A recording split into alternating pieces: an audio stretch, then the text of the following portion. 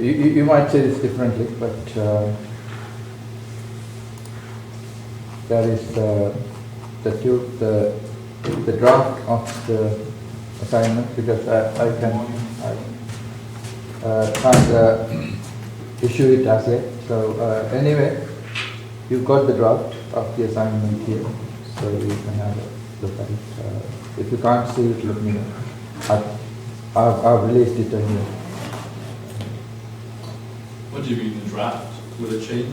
No, it won't change, because there is a set date for release of the assignment. So I upload to that site, so that is where you submit. I see, okay. But you can access to the material here, but this is not where you submit. So that site opens on a set date, like a couple of weeks before the submission or something like that. But it doesn't work with this module, because you need to work from the start, so that's why I'm releasing this here. But I'm calling it a draft because of the other web portals. Yeah. So this has been the approved, so it has gone through the moderation process and so on. So this is the approved document anyway, so the document won't change at all.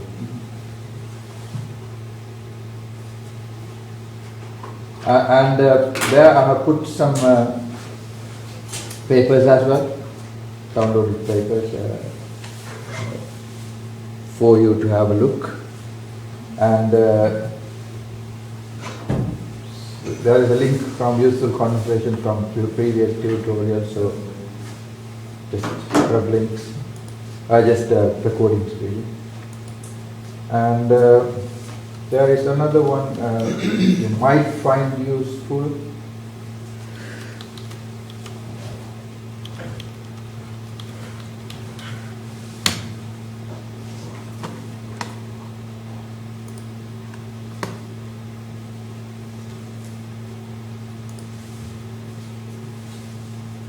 So here I have some lecture recordings from other modules as well. So there are some basic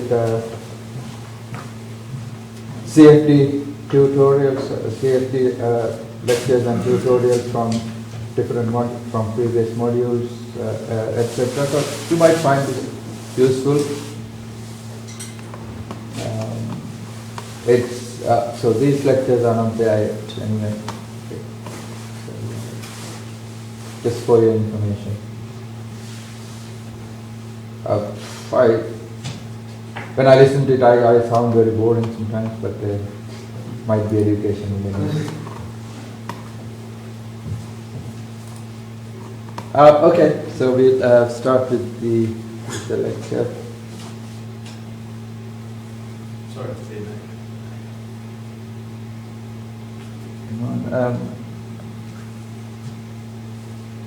What's your name again? Matt.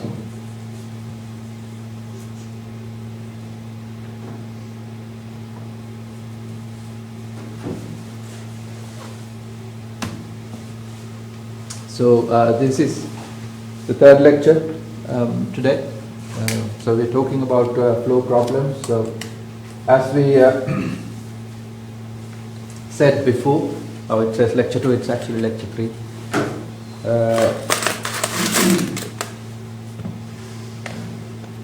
Your exam is just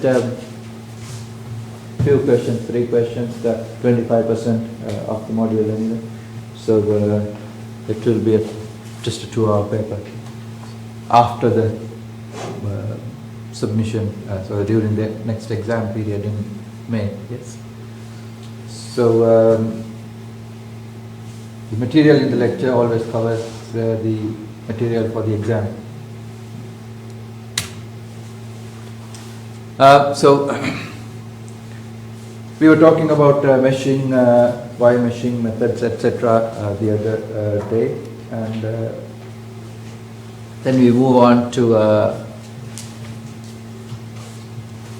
flow problems today. So, what are the fluids in CFD? So there can be liquids, gases, or two-phase flows. So when it comes to two-phase flows, we don't talk about solid and liquid phases most of the time. So solid, most of the time, you have solid particles embedded in a fluid. So again, you model it as the flow is modeled as a flow, as a fluid, and there are liquid phases, for example, water and oil. So they normally separate as phases, same phase, but they separate as substances, so they're not mixing properly. So and liquid flows are kind of the easiest, and then that is because we can consider them incompressible. But when we move into gases are always compressible. Therefore, you will have higher gradients of everything, and because of and when heat comes into the problem, it is even more difficult in the sense the gradients are larger. Therefore, it's difficult to converge sometimes, and your simulation may crash most of the time. So, but on the other hand, if a liquid flow problem crashes, that means most of the time, nowadays, it's most of the time you have done something wrong in your modeling exercise. Okay, so make sure that it converges, or it runs properly using a liquid.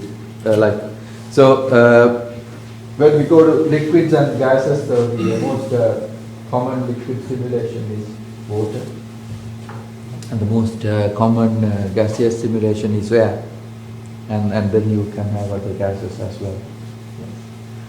When it comes to products of combustion or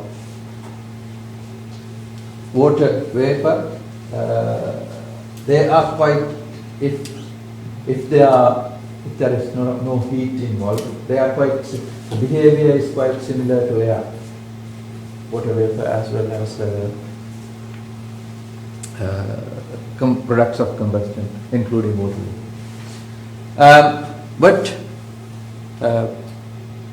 you can identify the substances properly and give the proper characteristics to those substances and model. So that is the beauty of CFD.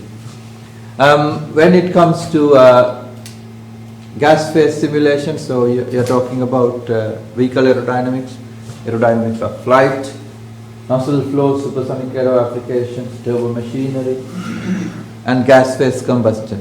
So out of this, aerodynamics of flight and gas phase combustion are the most difficult, because when you come to combustion, you're talking about reaction. Okay.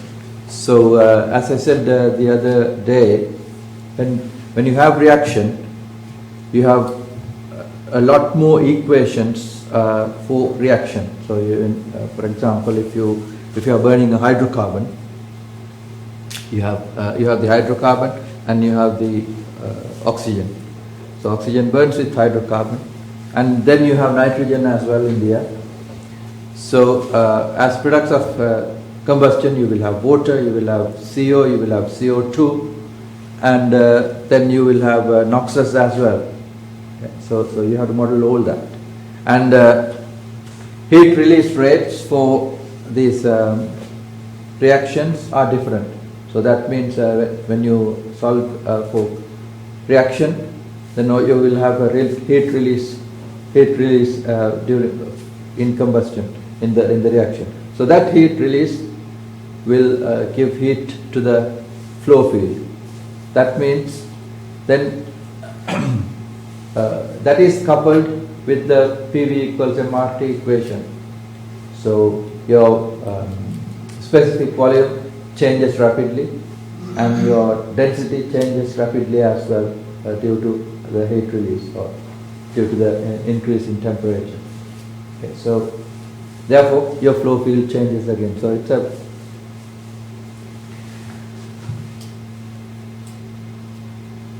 problem with actually chain reactions within the problem itself. Okay. That is the most difficult or most advanced side of fluid simulation. Two-phase flows are again problematic sometimes, but it is not as difficult as gas-phase combustion problems. Okay. So the combustion problems are the most demanding problems. Then again, as I said, solid particles can be embedded into a fluid. So we talk about the Lagrangian and Eulerian representation of fluids. So you can use Lagrangian particles as well, so that it's particles moving in a random fashion. There are again liquid to liquid two-phase flows as well. And liquid fuel sprays are another area which requires a lot of modeling. So any spray or any, for example, injectors of an engine can the flow spray of the injector of an engine can be simulated using CFD. So this is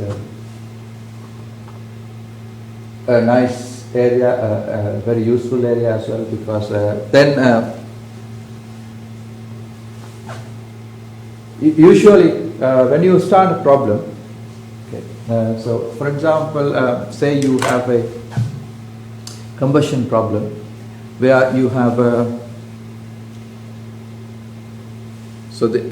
suppose it's a nice tube, and on one side you have an injector, fuel injector. So the fuel is say gas say CH4, and then surrounding that you have an airflow as well. So you call it a co-flow. Yeah. So that's your flow, and then on the other side, what you have is just an exit, so outlet. So in the inlet, you have a fuel stream and an air stream, and then it mixes, and then combustion takes place. So how do you go about simulating this? Okay, say it's just like it's a tubular combustor, put it that way. So how do you go about simulating this? How do you start it? Okay, you have to do a mesh. Yes. So when you do the mesh, you need to have very high mesh resolution, grid resolution near the inlet.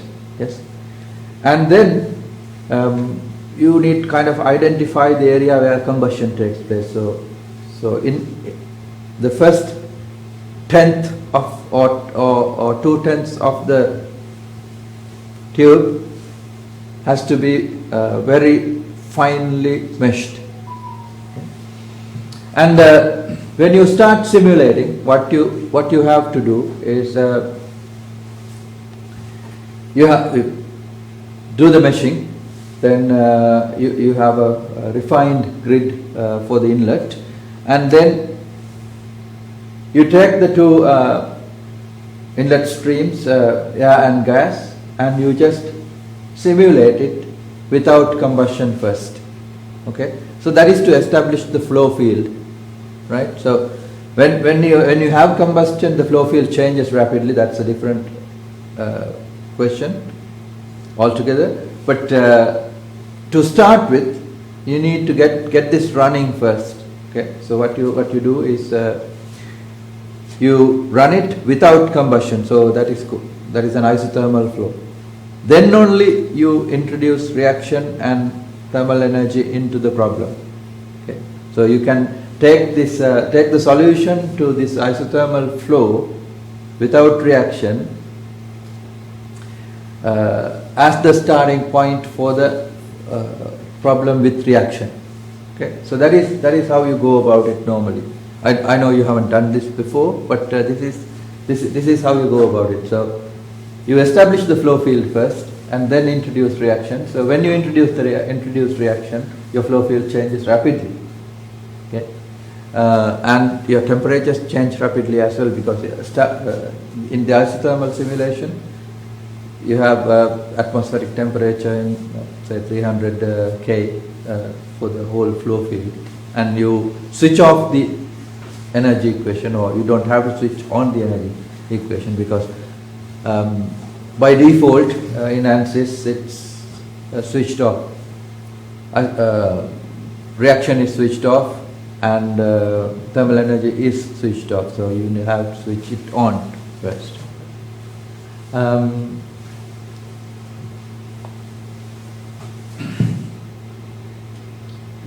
Another thing that you can try, if it now when you move from an isothermal non-reactive flow to a reactive flow with energy equation switched on, it's a huge big jump. Yes, it's a big jump. Therefore, your solution may crash. So then, what you have to do is what you can do is you can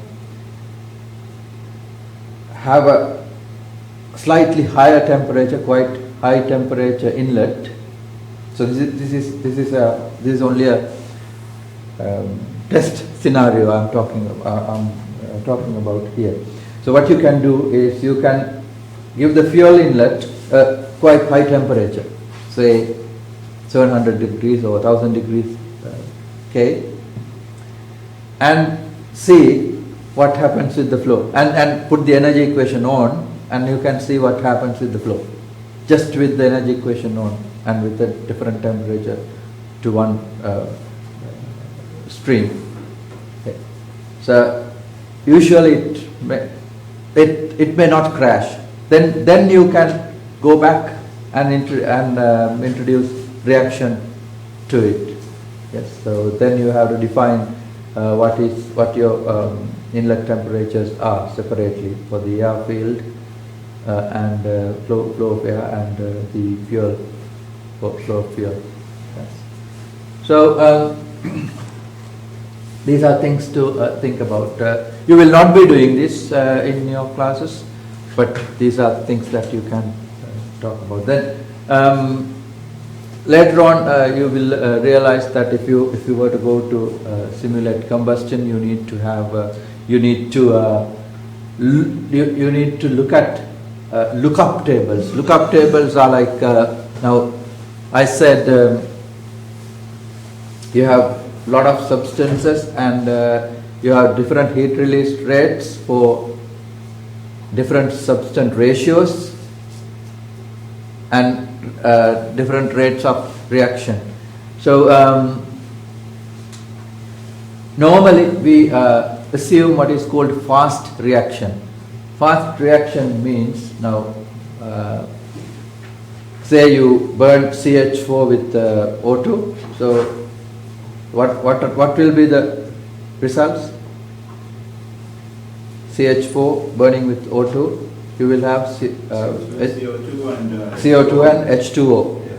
Yes, and then you forget about initially it will form CO, and then it will form CO2. Yes, so the substances you will have as products of combustion will be CO, CO2 and O2. If you don't have enough O2, you will have CO. Yes, but the reaction that takes place, it actually needs some time. Okay, a finite time. But usually you assume the reaction to be fast. Reaction to be fast means you bring that time down to near zero. Okay. So by doing that, what you do is you minimize the size of the problem. Okay, because if you have a stepwise reaction that takes a lot of time, so you will have to iterate during all those times. Yeah?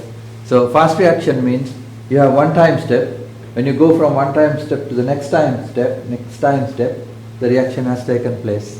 Okay, that is what you call fast reaction. That's just accepted as like negligible inaccuracy in simulation.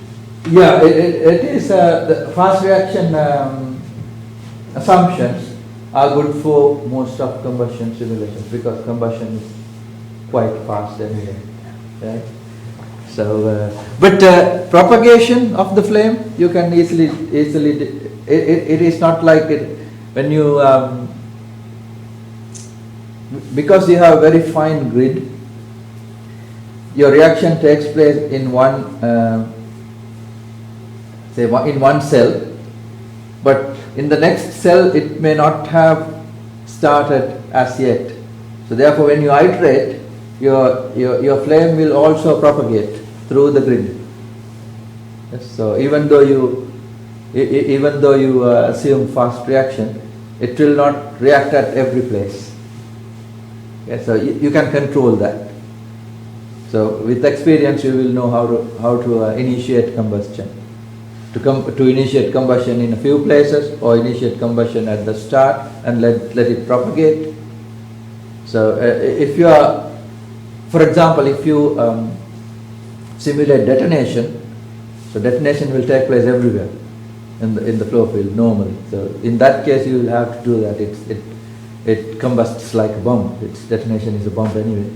Right? But if it is a flame, so if it is a flame, it starts at some point and it will propagate through the flow field. So then you simulate that. But still, you can have the fast chemistry approach. You can do slow chemistry, which will take a lot more calculation steps. On the other hand, gas phase simulation is when there are gases, both gas phase combustion in the sense. Even coal, it will become a gas before it combusts. Yes, so you have a gas release rate for the coal, and then the combustion will take place in a gaseous phase, not in a solid phase. When you talk about injectors in vehicles, it's like an atomized spray. Yeah. Is that liquid or gas? You can do the combustion in gaseous phase. Yeah. So what you do there is you have a separate mechanism for the atomization of the fluid of the liquid first. So that'd be its own problem, really. Yeah, that's so you can. That's why I talked about this stepwise simulation. You simulate an isothermal flow first, and then you introduce combustion. So likewise, you can do the spray problem first and understand the spray flow field, and then introduce combustion. So that combustion will take place normally in the gaseous phase.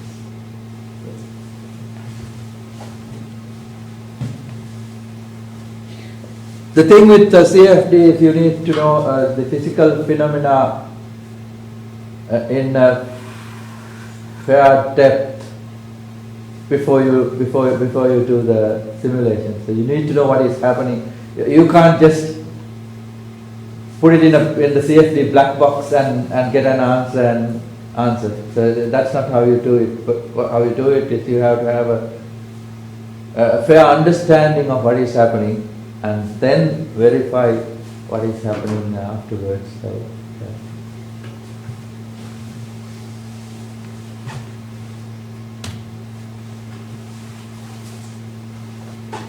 So The basic thermodynamic properties are static pressure, static temperature, density, acoustic speed, that's C, specific internal energy, specific enthalpy, specific heats, and ratio of specific heat. So this is important as gamma. So you know these already from your first year thermodynamics and second year energy.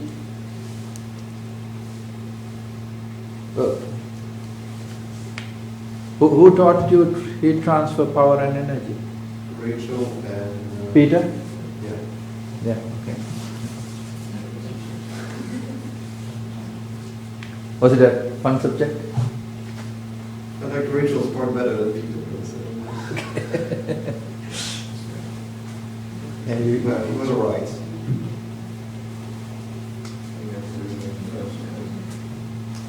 yeah, I think it changed a little since Peter took over from me.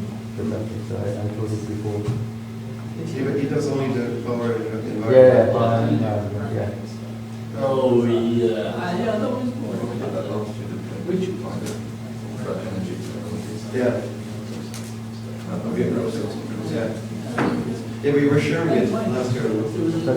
Last year you did energy and technology. Sorry.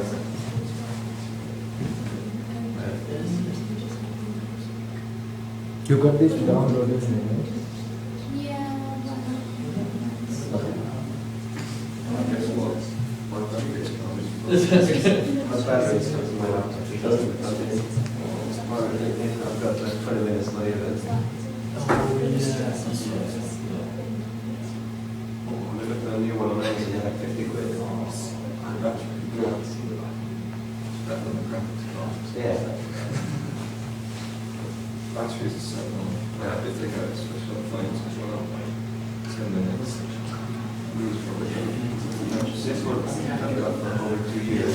So we talk about the definitions of the liquids or the phase. Yes. Continuum. What is a continuum?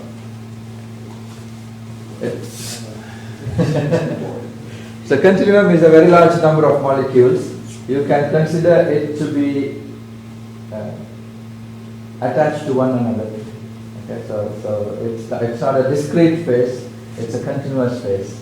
Okay? A continuum is it's a blob or something like blob of mercury is a continuum. Okay?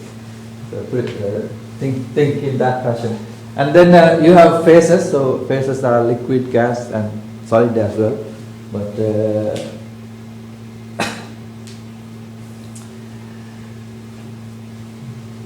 when you introduce solid particles, so their behavior is governed by the fluid flow when you have solid particles. Yes, so normally,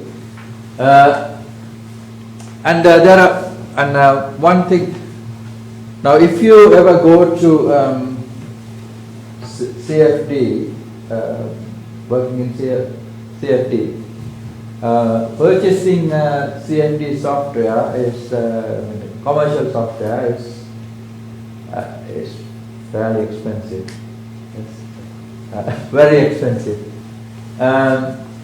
But the good thing is there are CFD software which are as good as the commercial software, sometimes even better in certain sense. Right? Because you can, if you're a good programmer, you can add elements to those software. So one piece of software is called Open Form. So that was developed. So you must have heard about Star CCM plus CFD software, I believe. Yeah. So ANSYS and well, when we talk about the history a little bit, Fluent was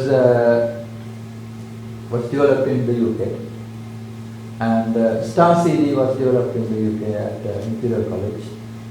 And Fluent was a more general CFD software. Star CD was more an automotive software.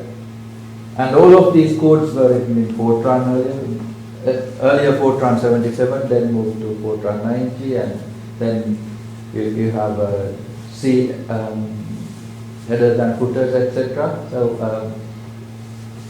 and then so these are all codes, not like so you code it. So you sit in front of a computer and code it, and the specific facilities like the visual simulations came later on. So I was talking about you start with the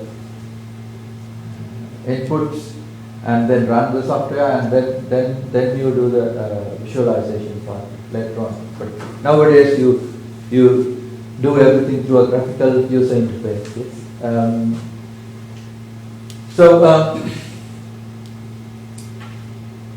With so Fluent, there was Fluent and Star CD, and then you had CFX in the US and some other software as well, and Axis also. So in the 90s, no, in the early 2000s, Axis bought CFX, I think, in the US, and they came and bought Fluent as well at some point. They were in Sheffield those days. But Star CD, they made a company, and they made it to Star CCM plus David Buckman is the idea. So OpenFOAM is a software because initially we could use Star CD as well freely. If you are an imperial student or an academic student, you will be able to use them freely. And then what happened was Star CD went to Star CCM Plus, and it was a commercial software, and so we were not able to use it. And there was a guy called Henry Weller. So he went and wrote software again, and so he made it free. So OpenFOAM is still free. So that's the software that you can use. OpenFOAM is you can use it for graphic for good graphics, and you can use another code and use those results with OpenFOAM as well. So it's still a research software in a sense. So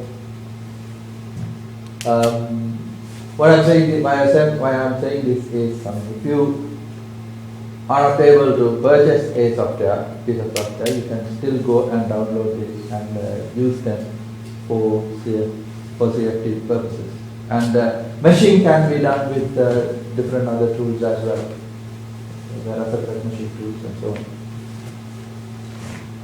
The problem is you need time for all this. These days people don't have time. Right. So going back to phases, phases can be liquid or gas, and solid gases, solid particles. And then you have a term called equilibrium. Types of equilibrium include mechanical equilibrium or thermal equilibrium or phase equilibrium, chemical equilibrium, and so on. So we need equilibrium in problems, otherwise it will become a transient problem or a problem that is changing all the time. So at least you need quasi-equilibrium. Quasi-equilibrium means at that instance you consider it to be in equilibrium. Okay. So and then you have properties. Properties define the state of fluid, and they are independent. Properties are independent of the process used to arrive at the state. Yes. So, for example, intensive and extensive properties, so like intensive are pressure, etc. So extensive are mass. So if the property doesn't change with adding substance, that is an intensive property. If it doesn't change, if it does change, it's an extensive property. Then you have you need to know about a perfect gas. So this comes in a, so if it is a perfect gas, you can use the gas laws, and this is where you start with. This is where you start with the problem in the gaseous phase. So you consider it to be a perfect gas. That means you can apply the PV equals MRT equation, and then you go about it.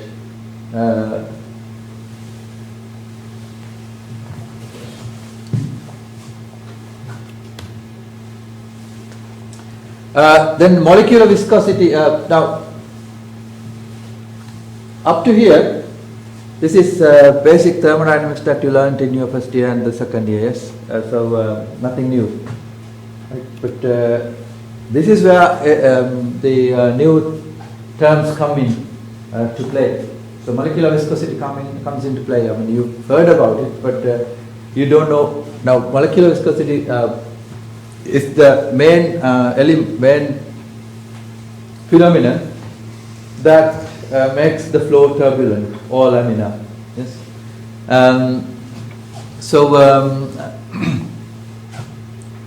And then you have thermal energy, and you have mass, and thermal energy is it tells. So thermal energy and kinetic energy, they are interrelated, aren't they? So energy is constant. Thermal energy can be converted into kinetic energy, or kinetic energy can be converted into thermal energy. Okay, so if the flow, if you introduce heat into the flow, so that heat will be dissipated as kinetic energy at the end. Yes.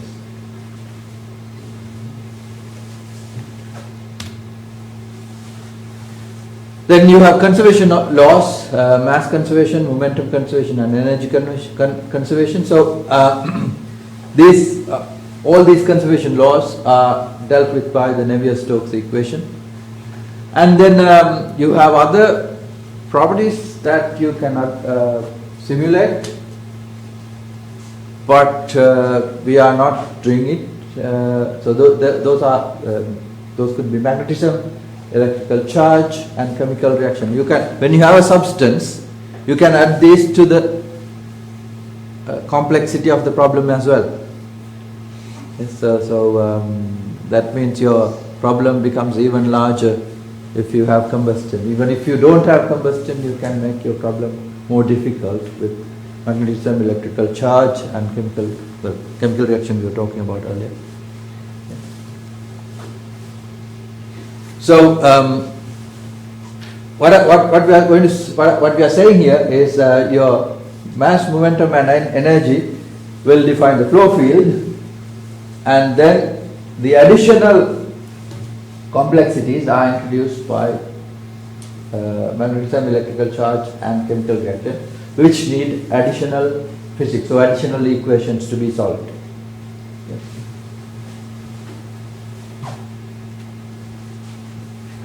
So, from your computational methods CFD part last year, you know the Navier-Stokes equation for in the x direction. So,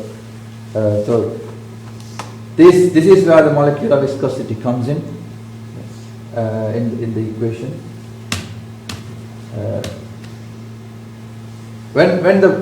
So that's your x direction Navier-Stokes equation, where you have the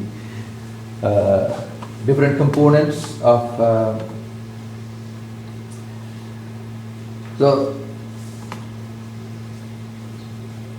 when the problem becomes incompressible, so if you need I'm running through this quickly. If you need further explanations,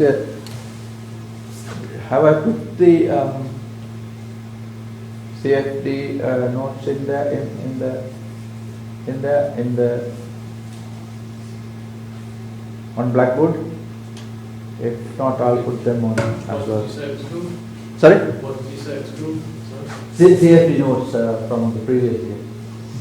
I've not seen them, but I've not looked through it. Okay, I'll have a look, and if needed, I'll put them on as well. So if your flow is incompressible, your rho is constant. That means your W dot Q becomes 0. So that means you don't have this part of the equation. So that is for compressibility, incompressibility.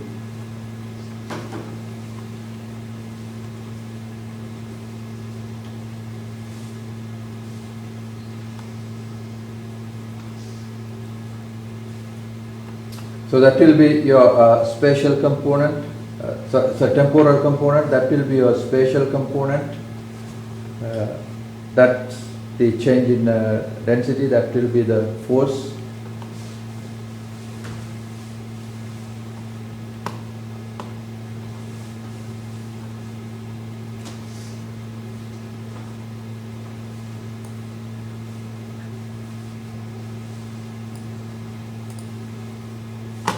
And here is the kinematic viscosity here. So these are the equations, Navier-Stokes equations. So this is for the incompressible, this is for the compressible Navier-Stokes equation, so this is incompressible. So these are the different elements: local acceleration, advective acceleration, body force, pressure gradient, and the stress tensor. This is called the stress tensor or the stress.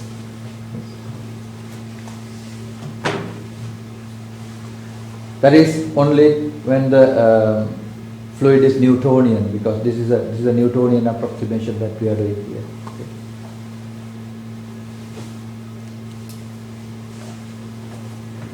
So this is what you solve in your CFD software. Okay.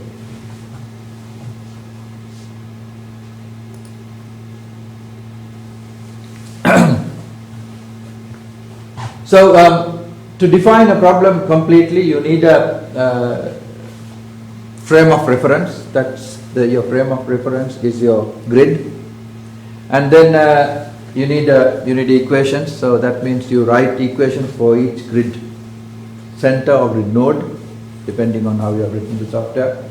And then you need to have a control volume or a control surface. So in 3D you need a control volume, and in 2D you have a control surface. So if it is a square, that's your control surface. And then you have boundary conditions. So for that control surface or the volume, you have inlet, incoming and outgoing, and boundary. You define the boundaries. And then you have so boundary conditions are different to initial conditions. Initial conditions are like, okay, you have defined your grid, you have given the boundary conditions and everything, and then you need to start the problem, start the simulation. Yes. So when you don't think that, okay, you have an inlet and you have given the boundary condition inlet velocity, and it will propagate. Don't think that it will just propagate when you start the simulation. You have to initialize it. That means you have to give an initial value to every cell. You can start with a zero velocity, or you can start with so you can have to give initial conditions to everything basically. Yes. If you are just solving the Navier-Stokes equation, you just give an initial velocity values and density, etc. So those ones you need to give a value first, because you are doing an iteration. So that you need. It doesn't come to your mind sometimes, because okay, I have defined my inlet, so that the problem will propagate. It won't, because it doesn't have an initial value. So you need to give an initial value. So that's why I said, when you have a combustion simulation, for example, so you have your two inlets, the fuel inlet and the air inlet. You start with zero velocities to start with, and you give the initial conditions, and then you let the problem propagate and give you a solution. Then you have a solution, meaning you have different velocities at different cells. You can take that as the initial condition for a reactive simulation. Okay, so you don't have to start with zero velocities. You can start with a good, nice velocity field. Okay, when you do that, the time taken for the iterations will be less, and also your gradients will be slightly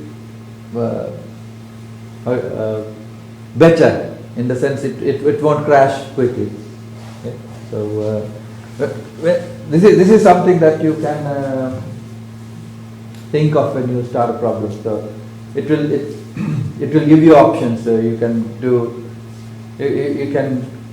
So sometimes you can do like this. So you say your inlet velocity is 1 meter per second. So you can give that 1 meter per second velocity to the whole flow field, or you can give 1 meter per second for the inlet, and the rest you can make it 0, so that it will calculate later on. Okay, so, or you can do a hybrid thing, so that the code will decide what to do, so that in a hybrid fashion.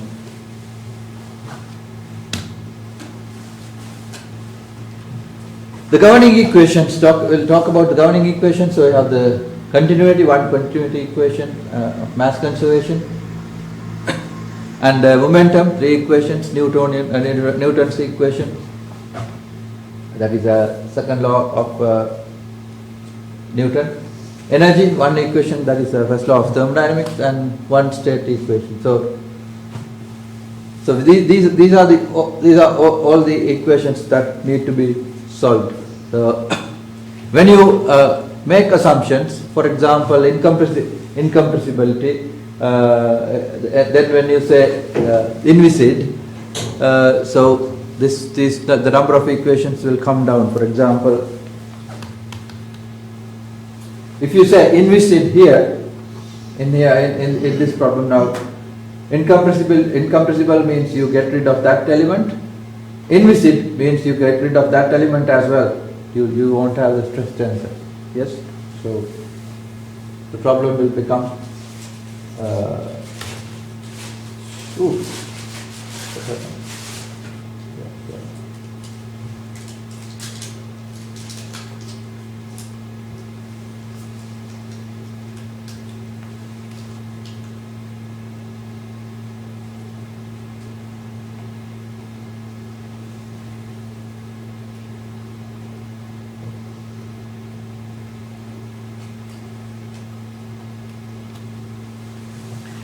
and then we talk about the Lagrangian and Eulerian approach in fluid flow. So in the Lagrangian approach, the best way to look at these two approaches, Lagrangian and Eulerian approaches. Now, in Eulerian approach, now the simple pipe flow problems that you have done in your fluids uses the Eulerian approach. That means you have a fixed reference frame, and you have an inlet and an outlet. So you don't worry about what is happening inside, basically. Okay. So you have a fixed reference frame, and you use that fixed reference frame to solve your problem. Okay. It's like okay, I'll come to that in a minute, the example. In the Lagrangian approach, what you do is you sit on a particle in the fluid and see what happens next, or what the velocities are and the directions are of that particle. So basically what you do is you sit on the particle and decide what happens. So that is the Lagrangian approach in a graphical form, I would say. So a good example is a motorway. Okay, so if you go and climb onto a gantry and look at the vehicles passing underneath, that means you have a fixed point and you are looking at what is happening in the motorway. So vehicles, then you call it a flow of vehicles, okay, across that gantry. That is one way of looking at it. And the other way of looking at it, you can sit in a car and you can determine what the speed is and where the car is going and so on. So that's kind of the Lagrangian approach. So is the Eulerian less computing power required? It depends sometimes. It depends on the number of grid nodes, etc. So in Lagrangian approach, you can have many particles per cell.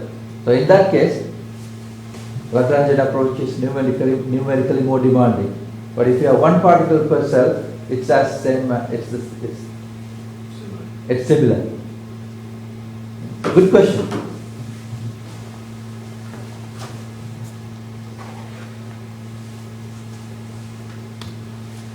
So, for example, for combustion simulations, you need to apply Lagrangian particle technique sometimes, because even though you have small grid sizes, so It's changing quickly. yeah, it's changing quickly, and you can introduce different particles, or you can introduce a particle and introduce properties to that particle.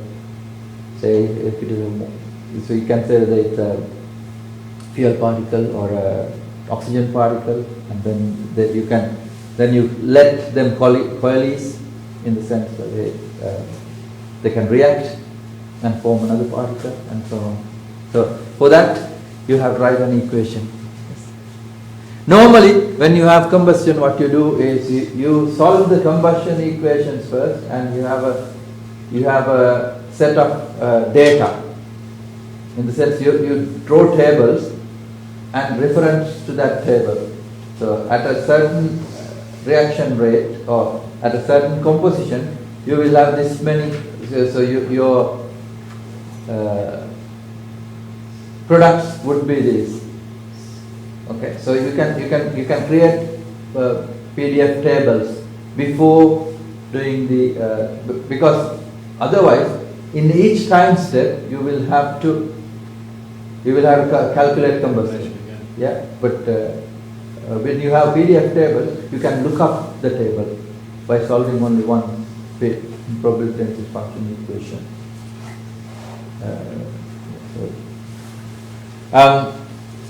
So this approach is used in fuel injection in cars as well.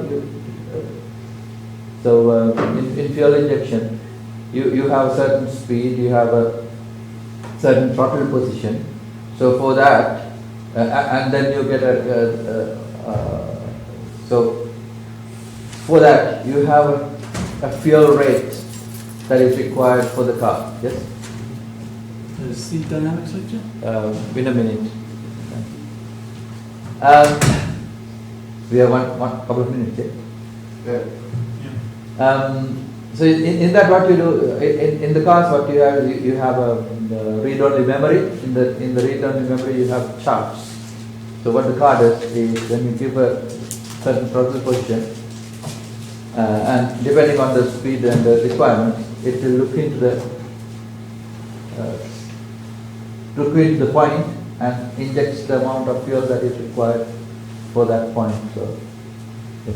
So it's the same thing basically, similar, very similar. Okay, we'll stop here for the day lecture, and I'll continue from there next week, and we'll go to the practice class. Thank you for listening.